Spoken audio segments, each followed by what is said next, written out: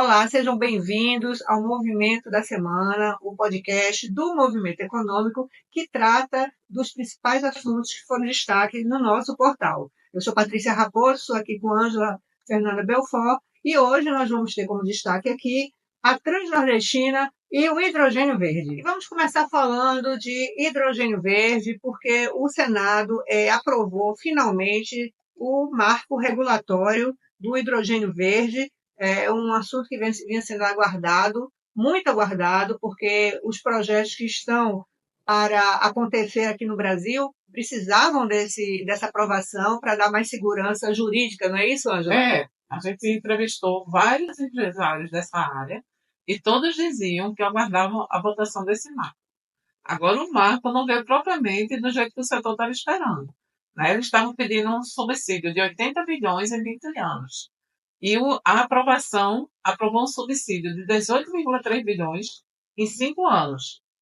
Eu acho que é importante ter subsídio porque é uma coisa que está começando agora, é uma experiência nova e é um produto que tem tudo para ser competitivo no Brasil, no Nordeste, né? E mudar. Mas sobretudo porque é uma indústria muito cara, né? Então, assim, não existe ainda produção em escala para que esse custo seja acessível. Então, diante dos altos custos que essa indústria enfrenta, né, para a concretização dos seus projetos, realmente é necessário os subsídios. Eu concordo, e também não tem escala ainda, né, Patrícia? Mas é exatamente Porque isso que eu estou falando. Como não tem escala, né? Depois, quando tiver escala, aí vai ficar mais barato. Você vê, quando a energia eólica começou, era aqui no Brasil, era cara e não tinha escala.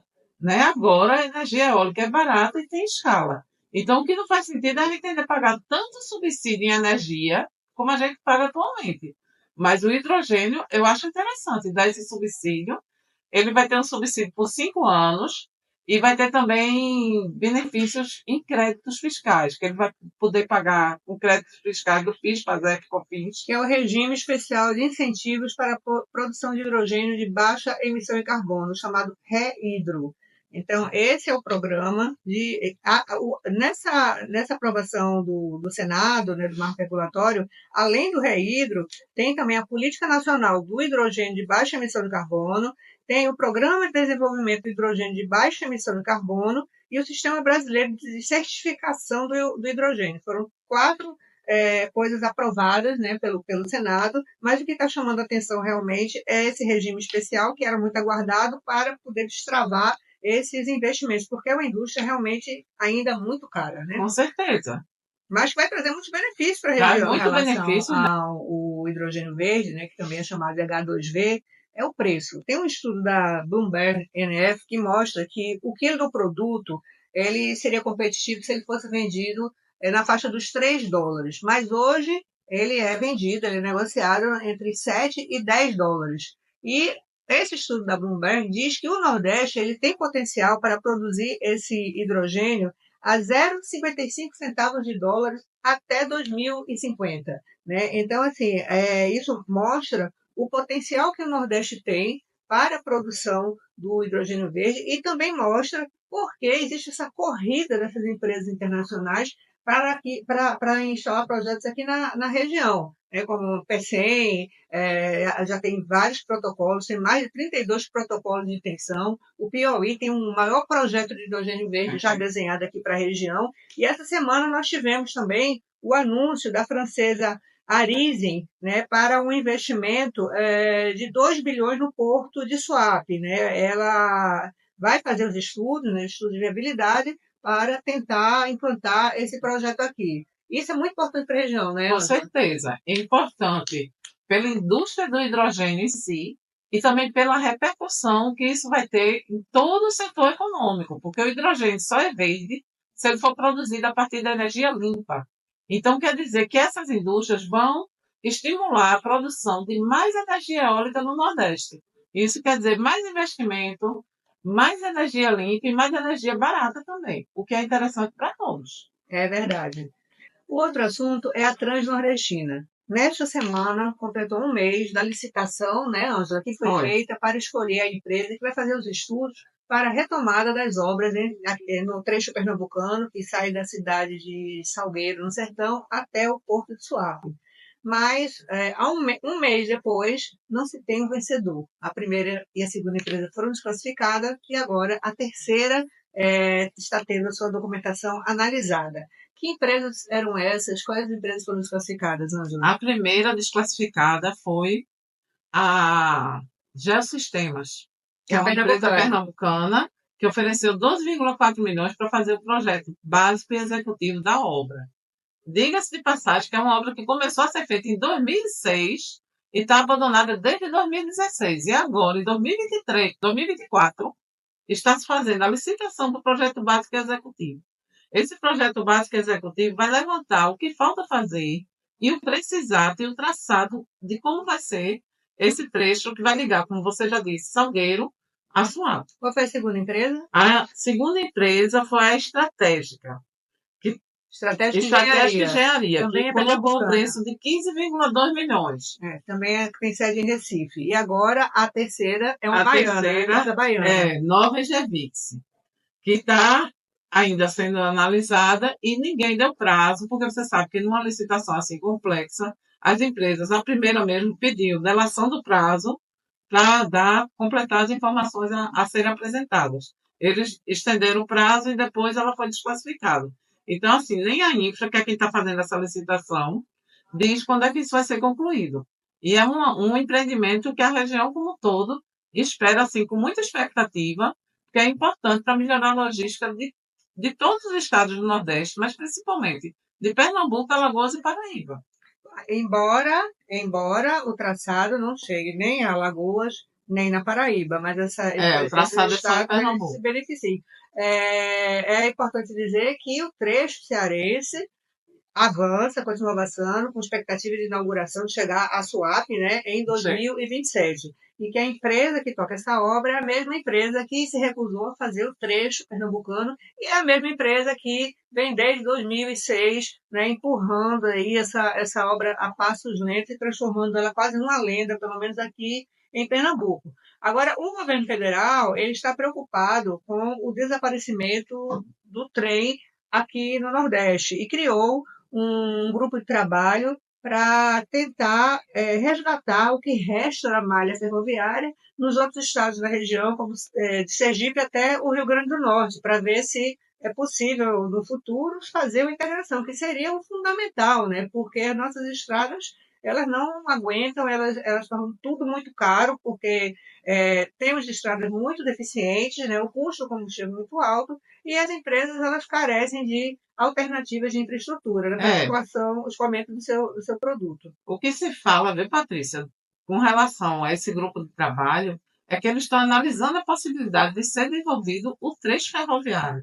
Porque o Nordeste era ligado por um trecho ferroviário que ia pelo litoral de Sergipe até o Maranhão. Exatamente, que era a antiga malha ferroviária do Nordeste. Justamente. E que com a chegada da CSN para executar a obra da Transnordestina, acabou desmobilizando toda essa malha, né? Não deu um destino a isso. Virou ferro velho.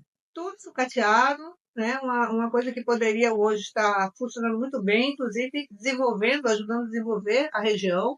Né? Então, hoje nós temos apenas um ramal avançando em direção ao Ceará. Vamos ter a Fial na Bahia, que vai ligar a Bahia ao Centro-Oeste, que é muito importante, mas é preciso que esse meio seja conectado. E como diz Tânia Bacelar, é importante também ligar essas ferrovias à ferrovia Norte-Sul. Né? Sim, pois Ela disse isso muitas vezes. Conectar o Brasil através da ferrovia. Né? É preciso que o Brasil esteja conectado. Com certeza. Porque você vai ter um trecho lá no Ceará que não vai estar conectado ao resto do país. A ferrovia da Bahia ela tem chance de conectar ao Sudeste. Ela está bem próxima ali do restante da malha. Mas a gente tem um hiato aqui na região que está completamente descoberto. Você teve a experiência de viajar, né, aqui pela região para conferir como estava o andamento dessa obra há anos atrás, e você se deparou com situações muito assustadoras, né? O que você viu por lá? Vê mesmo. A gente viu, por exemplo, na Emissão Velha, uma parte dos trilhos colocados em cima do barro. Quer dizer, não é uma ferrovia, não se coloca os trilhos em cima do barro. Ou seja, era trilho sem dormentes, porque tem que ter dormentes, né? E não tinha dormentes. Não tinha dormente, nem tinha a infraestrutura necessária que fica embaixo para do trilho. fixar o trilho. Para aguentar o peso. E esse trecho, esse trecho estava sendo colocado no Ministério dos Transportes na época como concluído. Quer dizer, não tinha sido concluído. A gente entrevistou até um operário dessa obra e ele disse: não tem condições. Quando colocar um trem aqui com peso, vai afundar. Aí, além do mais, não vai andar, como você disse, né? Não tem condições. Então, assim, é muita coisa mal feita, né? Em 2010 a gente viu o presidente Lula, junto com Marcelo Odebrecht, inaugurar uma fábrica de trilhos em Salgueiro. Essa fábrica de trilhos está lá, abandonada.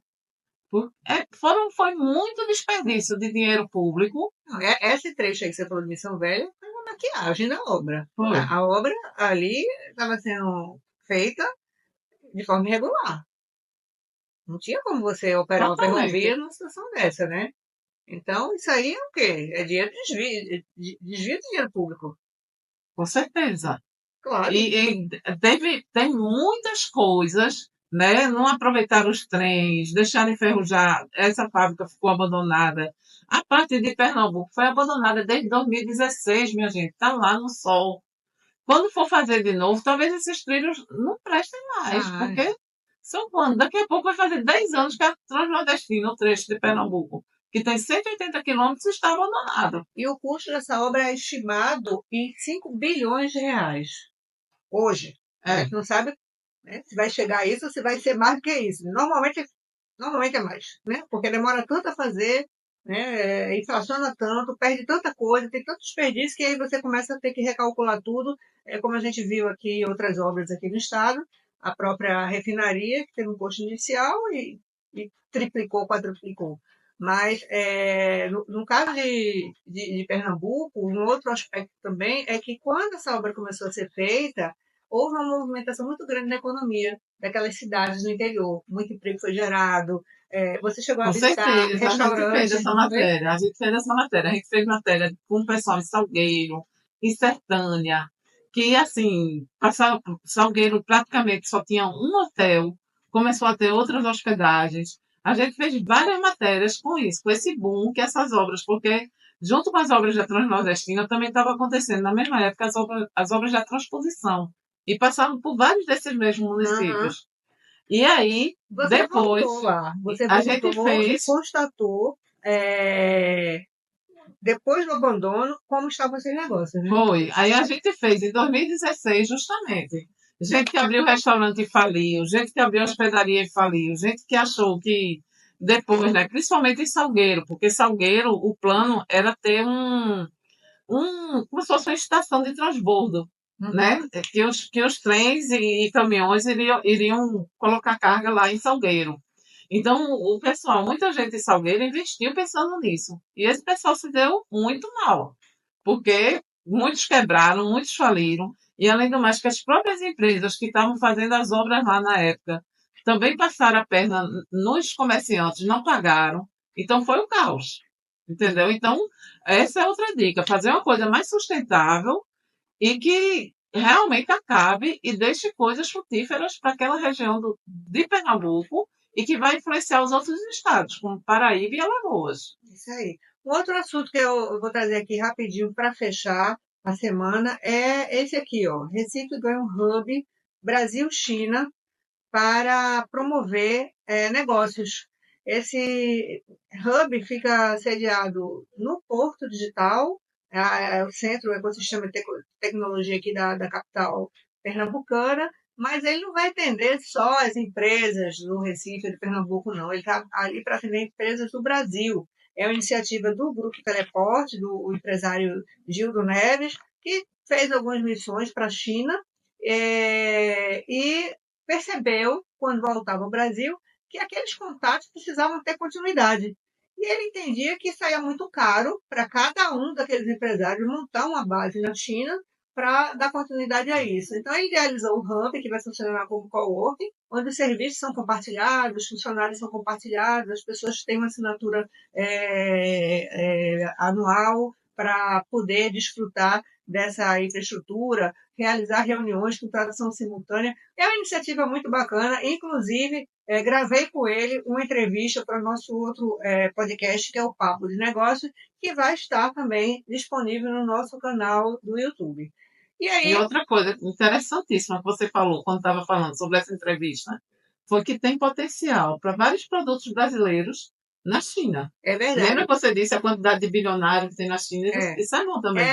Isso a gente está trazendo isso, esses detalhes que eu já está falando aqui no podcast Papo de Negócio, mas só para dar uma introdução ao tema, o Gildo fala que muitas pessoas olham para a China querendo trazer produtos chineses para cá, mas ele diz que a grande oportunidade mesmo está em levar os produtos brasileiros para lá. Então, convido vocês a também acompanhar esse outro podcast no nosso canal do YouTube. E vamos encerrar por aqui, porque está na hora de dançar forró. Não é isso, Ana? Com certeza. Um bom São João para todos vocês. Obrigada pela audiência.